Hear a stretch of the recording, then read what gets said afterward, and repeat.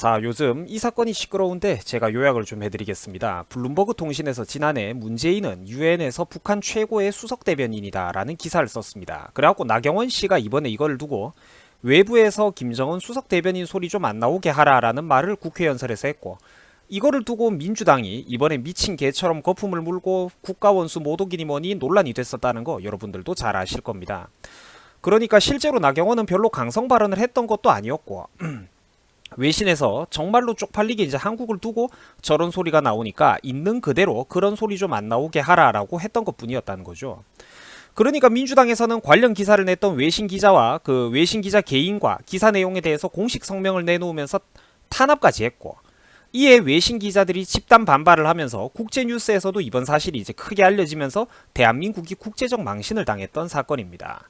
자, 보세요. 남한의 문재인은 김정은의 유엔 수석 대변인이 되었다. 유엔에서 최고의 대변인이다. 라고 외신 언론에 나왔던 내용입니다.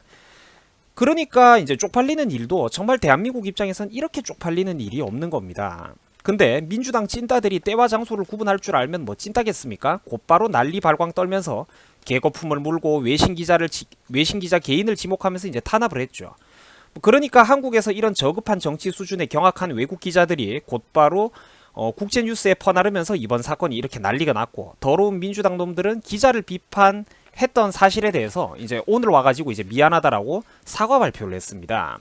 그러니까 진짜 여러분들 이게 뭐 하는 짓입니까? 채신머리 없이 이제 와서 또 소 잃고 외양간 고치겠다고? 이런 것 자체가 부끄럽다는 겁니다. 그냥 미친놈들이죠. 그러니까 국제뉴스에서 시끄러워지니까 마지 못해서 사과하는 거지, 만약에 여러분들 국내에서 밥 벌어먹고 사는 국내 기자가 한국 기자가 문재인을 저렇게 비판했으면 어떻게 되었을까요? 상상만 해도 끔찍하지 않습니까?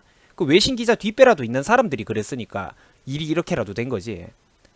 순수 국내 이런데 조그만한 언론사 기자가 이런 거를 다뤘으면 어떻게 됐겠어요? 끔찍하지 않습니까? 뻔히 예상이 되죠. 여러분들 이게 독재가 아니면 뭡니까? 독재자 문재양, 그리고 독재정당 민주당이 아니면 뭡니까? 외국 기자한테도 그러니까 김치식으로 독재 짓거리 한번 해보려고 섣불리 공격했다가 외신 기자들이 가만 안 있고 국제뉴스에서 난리가 나니까 이제 와가지고 꼬리 내리고 사과하는 겁니다. 국제 망신도 정말 이런 망신이 없습니다. 저런 놈들이 사회 지도층 그리고 국가 윗대가리 행세를 하니까 대한민국이 이 모양 이 꼬라지가 나는 겁니다. 블룸버그 통신 본사에서도 곧장 자기들 기자와 해당 기사 내용을 강력하게 지지해주겠다라고 지지 발표를 또 했습니다. 본사에서도. 그러니까 정말 국제망신도 이런 대망신이 없는 거죠. 외국 언론에서 이런 사건을 두면서 한국을 뭐라고 생각하겠습니까? 그러니까 제가 뭐 10년도 전부터 개인적으로 늘 강조해왔지만 저것들은 이름만 민주당이라는 겁니다. 한국 사회에서 저짝 사람들, 좌파들은 도대체 왜 저런 걸까요? 저 사람들은 기본적으로 본인들이 절대적인 정의라는 사고에 꽉 사로잡혀 있습니다. 자기가 정의고 현실은 개뿔도 모른 채 이렇게 이제 꿈같은 소리, 동화같은 슬로건들만 내거는데 왜 이 적폐스러운 세상은 나를 이해 못해주냐 이거거든요. 과도한 정치적인 올바름, PC주의, 페미니즘, 과도한 환경운동, 인권파리, 동물권 운운하는 그런 애들 가만히 보세요. 전부 다 한통속입니다. 결국 전부 다 좌파 알고리즘으로 엮여있는 애들이거든요. 그래서 제가 좌파 우파라는 용어를 제 유튜브에서 빈번하게 사용을 하는 겁니다. 뜻밖의 수백 가지의 각양각색의 인간들은 놀랍게도 좌파와 우파 단 두 개의 이분법적인 구조로 생각보다 잘 나눠집니다, 여러분들. 그게 그러니까 우파는 나쁘고 뭔가 절대 악이라고 사람들이 세뇌를 너무 많이 받아왔기 때문에 그래요. 내가 하고 싶은 얘기가 뭐냐면 최소한 한국 사회에서 한 인간은 건전한 상식과 이성, 배경지식과 논리가 있다면 좌파가 될 수 없다는 겁니다. 좌파가 되는 게 불가능해요. 머리 어디 한쪽에 링크가 끊어져 있기 때문에 좌파가 되는 겁니다. 쟤네들은 아직도 80년대 시절 대학교 학생회 운동권 수준에 꽉 갇혀서 살아가는 애들입니다. 권력은커녕 일개 평범한 회사 집단에서 하부 조직원도 구성하면 안 되는 인간들이 국민들이 어리석었던 대가로 인해 절대로 얻어서는 안 될 과분한 권력과 직책을 얻었다는 겁니다. 5살짜리 어린아이한테 장전된 기관총, 아니 핵단추를 쥐어준 건 바로 어리석은 국민이라는 이름의 어른들이었다는 거죠. 나는 문재인과 민주당을 뽑아놓고도 이럴 줄 몰랐다는 사람들을 볼 때마다 너무너무 원망스럽습니다. 이제 시작에 불과한걸요.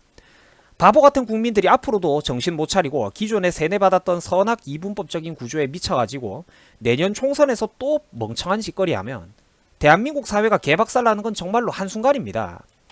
이번에 우리 시청자 여러분 혹시 뉴스 보셨습니까? 국제뉴스. 베네수엘라에서는 지금 고위 관료, 나라를 지켜야 할 군인들도 경제난으로 탈영하고 있다고 합니다. 돈의 가치가 낙엽만도 못한 쓰레기가 되어가지고 온 길거리가 돈천지입니다, 여러분. 저거 보이세요? 광고 전단지가 아니라 저거 다 돈입니다. 근데 아무도 안 주워가죠. 왜냐? 가치가 낙엽, 쓰레기만도 못하기 때문입니다. 돈을 라면 박스에 꽉꽉 채워가도 계란 하나 못 사니까 아무도 저걸 안 주워가는 거죠. 저거 주울 시간에 남의 농장에 가가지고 일하고 물물 교환으로 뭐 열매라도 몇 개 임금으로 받아먹는 게 이득이거든. 저거 주울 시간에. 지금 베네수엘라 국민들은 원시 시대 마냥 물물 교환으로 경제 활동을 주고받고 있습니다. 근데 당연한 결과예요. 좌파가 집권하면 나라가 거덜나고 망한다 이런 소리 많이들 이제 사람들이 했습니다. 근데 아무리 경고해도 우리나라 깨시민들은 앞뒤 꽉 막힌 보수 꼰대의 헛소리로 치부해버리죠. 나는 솔직히 만약에 이 차원이 두 개, 지구가 두 개라면 우리나라의 좌파 성향 국민들은 싹 다 모아가지고 또 하나의 대한민국에 몰아두고 싶어요. 그래서 자기들이 진짜로 무엇을 착각하는지 뼈저리게 느껴보라고, 직접 체험해보라고 하고 싶습니다. 근데 이제 현실은 그렇지가 않죠. 나라가 맛이 가려고 하면 그래도 우파에 의식 있는 사람들이 들고 일어나가지고 정말 간신히 선거를 턱걸이로 이기고 정부를 간신히 되살려놓고 한국을 정상화시켜두면 자꾸 이것들이 그러니까 정신 못 차리고 지들이 병신이란 걸 모르는 거예요. 좌파 애들이. 망할만 하면 살려놓고 망할만 하면 살려놓으니까. 반대로 이제 좀 반석 위에 선진국의 궤도 위에 오른다 싶으면 여지없이 끌어내리는 게 누굽니까? 좌파 애들입니다. 그게 한번 제대로 망하질 않으니까 저것들이 정신을 못 차리는 거야 계속.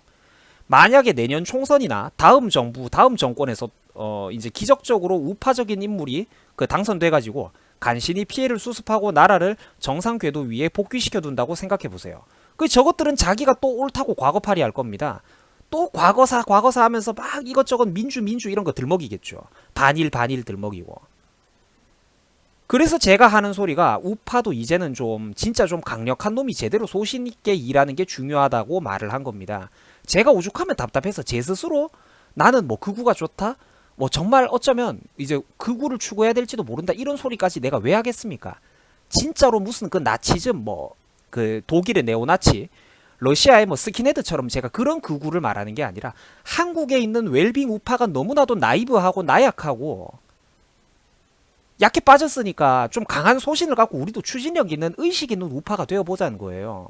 오죽 답답하면 그러겠어. 사실 우파 입장에서도 만약에 칼자루를 쥐면 그 칼자루를 제대로 써먹을 줄 아는 놈이 등장하는 게 되게 중요하다니까. 지금 문재앙이 사회 온갖 구석구석 적폐라고 몰아붙이면서 청소하는 거 보세요. 대통령 권력 무지막지하게 강하지 않습니까? 저 인간의 잘못된 소신과 추진력을 반의 반만 우파 정치인들이 닮았더라도 한국 사회가 이 지경은 안 됐습니다. 좌파 쓰레기들은 진작에 모두 청소가 됐겠죠. 저 사람들을 제대로 뿌리 뽑아두지 않으면 한국 사회는 앞으로도 계속해서 두고두고 병신국가가 되는 겁니다. 늙은 어르신들의 표심에만 겨우 기댄 채 매번 간당간당하게 절반 더 먹냐 덜 먹냐의 표싸움으로 나라는 영원히 반으로 갈라진 채 젊은 좀비들은 계속해서 양성돼서 나올 겁니다. 어르신들이 돌아가시고 냉전 체제를 경험했던 공산주의의 무서움을 경험했던 분들이 한 분 한 분 돌아가시면 돌아가실수록 계속해서 수적으로 좌파가 유리해지겠죠. 이미 그런 사회가 왔고요, 지금. 그게 비극이라는 겁니다. 적어도 국민들의 70-80%는 사고가 바로 잡혀 있어야 되는데 일본 애들 보면 자기들한테 제일 중요한 나라가 어디냐 이러면 전 국민의 74%, 75%가 여론조사했을 때 미국이 제일 중요하다고 하고 공산주의 잘못됐다라고 합니다. 그 정도는 돼야 사회에 어떤 정상적인 체제와 시스템이 잡히는 건데 안정성이 잡히는 건데 이 나라는 매번 정상적인 사람들이 절반 될까 말까 하고 그리고 정말로 꿈속에서 사는 어리석은 사람들 골수좌파 상당수와 그리고 그에 못지않게 정말로 착한 사람들이지만 그 사람들한테 일방적으로 세뇌를 당해가지고 정상적인 가치 판단이 안 되는 정말 불쌍한 좌파 시민들, 그러니까 좌파가 아닌데 본인들이 좌파라고 착각하는 그런 불쌍한 국민들, 그 사람들이 절반을 넘어서고 있지 않습니까 요새. 그게 대한민국의 비극이라는 거죠. 방금 전에 말씀드린 바와 같이 이제 국민의 70-80%는 적어도 사고가 바로 잡혀 있어야 되는데 이 당연한 가치들을 두고도 우리나라에선 반반 싸움을 하고 심지어 밀리고 있다는 것 자체가 우리 한국 사회가 정말로 암울하다는 것이죠.